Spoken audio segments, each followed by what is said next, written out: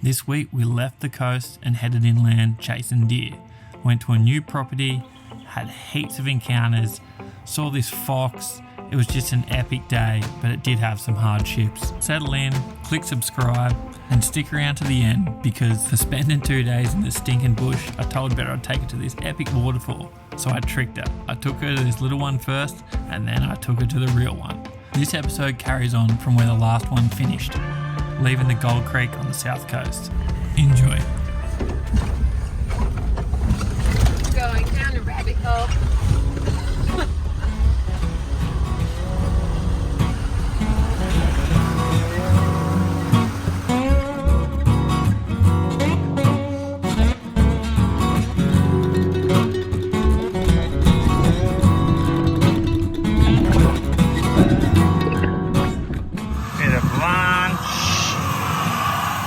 For a quick dive, got some ab for dinner. What's the next activity? Maybe we'll find a way.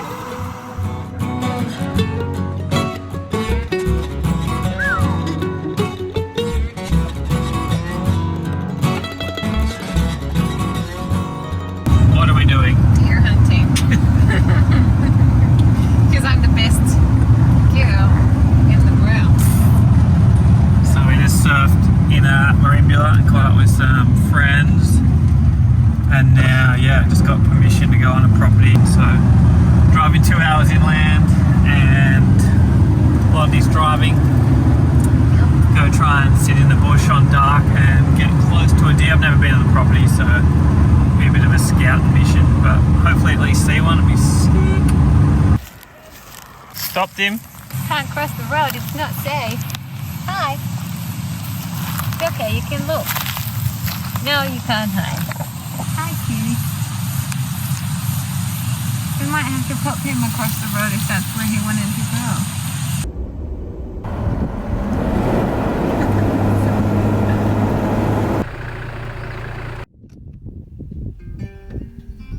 go. Still snow up on the mountains.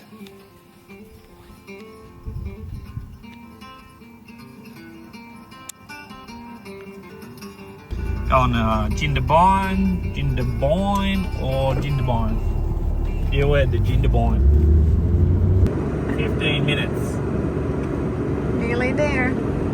I've just arrived here at the deer hunting place. Freaking battery isolator's carked it. Moment of truth. Did he fix it? Did you get it, Mr. Mechanic? No regrets. With the fridge back on and the beers cold, we headed out.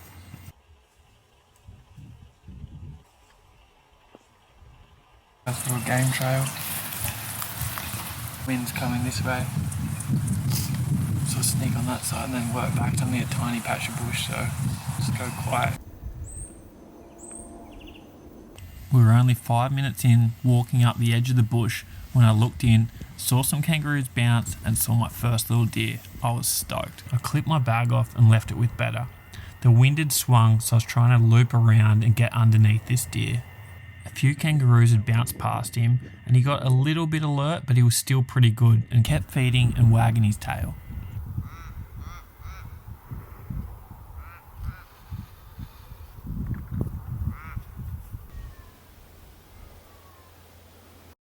Nice little stag here, just a spiker.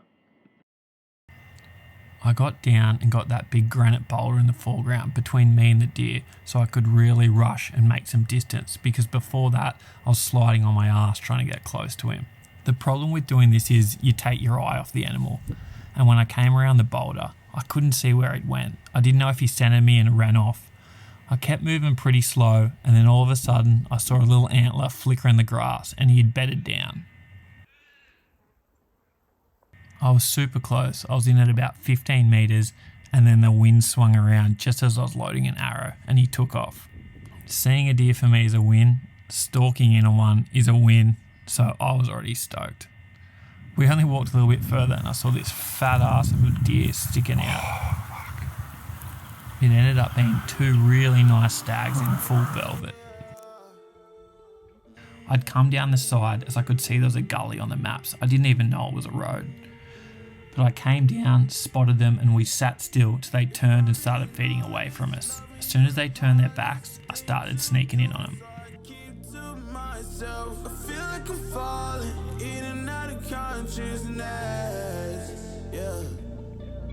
Now we starting to talk, let's kill another progress. Really hard to process, you treat me like an object.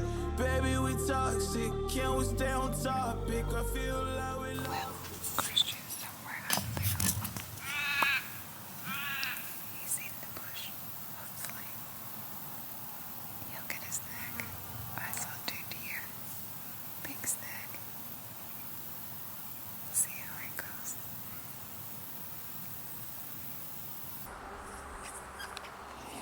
Just after this, Beda lost me in the grass. I got down on my belly and crawled into 30 metres.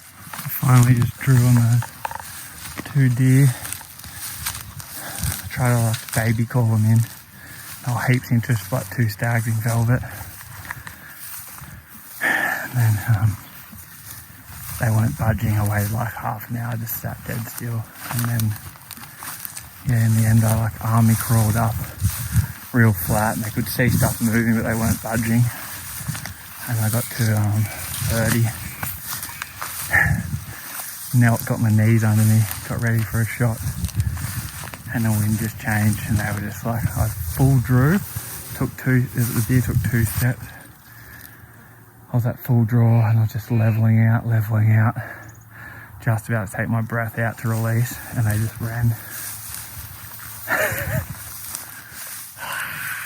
I fully spotted them too. I spotted them from up on the hill through. I saw the arse of this deer. I was like, oh, better. Shot, no, it's a rock. And then, yeah, nice fallow buck. Or stag, whatever you want to call them. But, yeah, spewing. Oh, I think I just can see one in the paddock.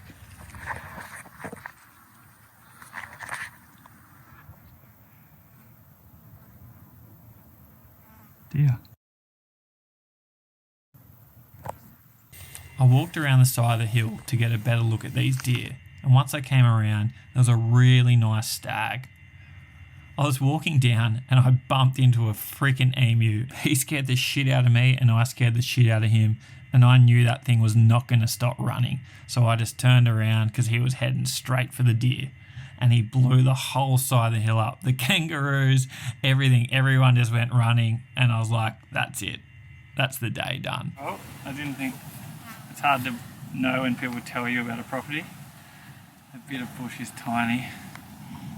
But yeah, we saw 1 stag straight away hanging with kangaroos, and then 2 nice stags in velvet.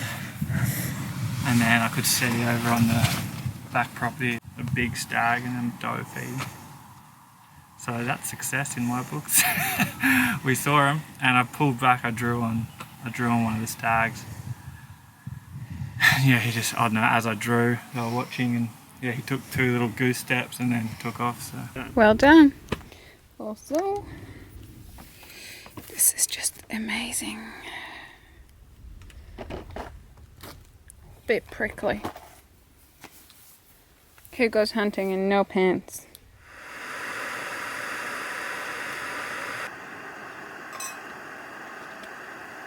we're back at the property before first light, and I was super stoked that Beda let me stay an extra night to have another crack at these deer. It was only a 2-week holiday and we're normally down near the coast, so I promised her after this hunt we're going to head an hour back into town, then up into the national park and go for a swim in some waterfalls. I was just entering the bush and of course straight away I bumped something. Oh fuck, just scared him, he's just watching us.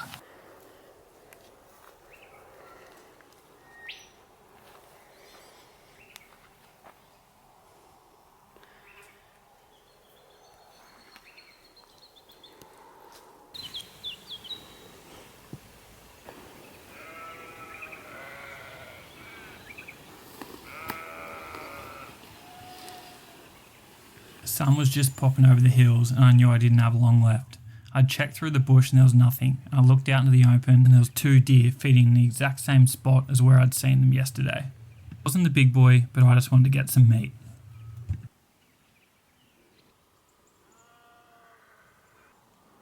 I glassed from the trees and tried to make a plan of attack. I had to get around these sheep, across a fence, and there was absolutely no cover. Deer were feeding with their heads down a lot, and they were kind of aiming up towards that middle granite rock. All the animals were on the move. The sun was just starting to hit the side of the hills. It was heating up, so I knew the deer would be on the move soon too. I was just hoping they'd get around behind that rock and I could get a sneak in on them there. Just as I got to the fence, I nearly got busted. His body turned while he was feeding and came downhill, and he stuck his head up and looked directly at me, and I thought I was done. I was mid-stride, so I was frozen there with my leg in the air. I was making really good ground because I was feeding really repetitively. I could take 2 steps with their head down, then when they put their head up, I'd stop. I decided to unclip my bag and leave it here.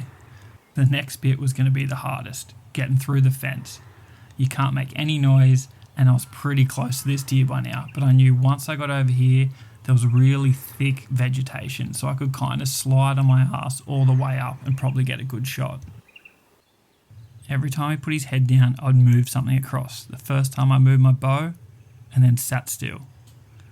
I let him put his head down one more time, and then got ready, so that next time he put it up, and then put his head back down, I was going to go for a leap over the fence. This was going to be the bust or boom moment. I'd already been stalking in for about 20 minutes, so I was just trying to stay calm and wait for the right time.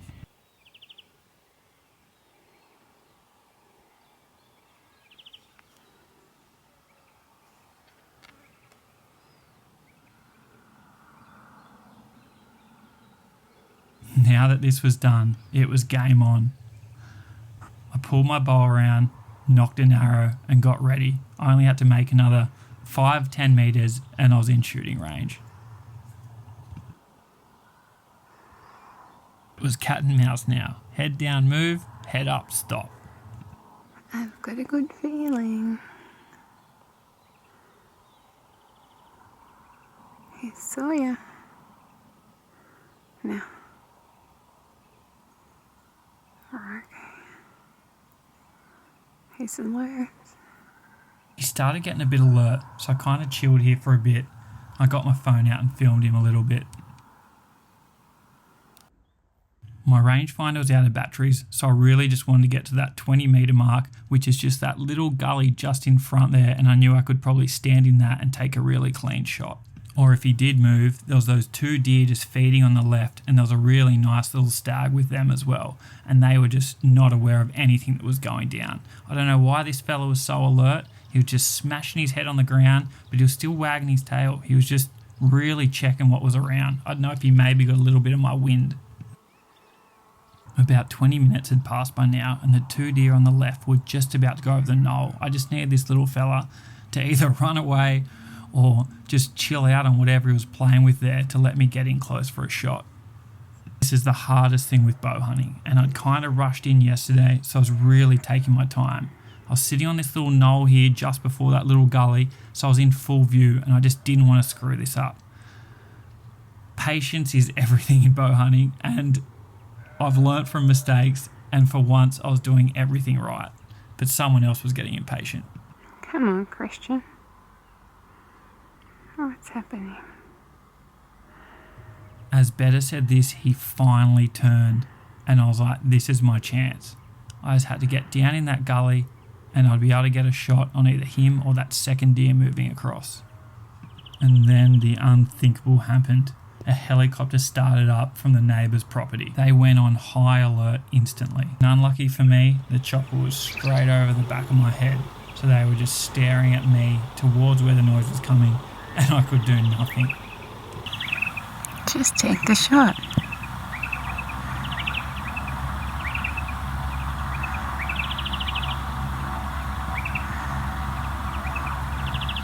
I couldn't believe it. What happened? What's the chances of a helicopter taking off when you're like 30 metres from deer? That was a stitch up. One was onto me, and the other one was just sitting behind the rock, and I was just waiting for that one to like go and like mill around and go around the back. Then that chopper started taking off. Oh, and then yeah, he kind of ran, and I was like, all right, I got clean go now. And then yeah, the chopper just goes zoom, and they just went. But then, do you see? There was 5 more. Behind the rock. Mm-hmm. I was like, just get to the rock, and then yeah, one more. He came back because he didn't. He was like trying to figure out what it was. Yeah. Fuck. Next time. Yeah. I was devastated, but I was stoked at the same time. I had no expectations of this place, and to get in that close on those little deer was epic. We were out of here. I hid a bottle of red behind the shed for the farmer and bailed. We drove an hour back into town and then went up into the national park to take Beda for a swim at a waterfall, and the march flies were thick. Oh, fuck. Oh, you little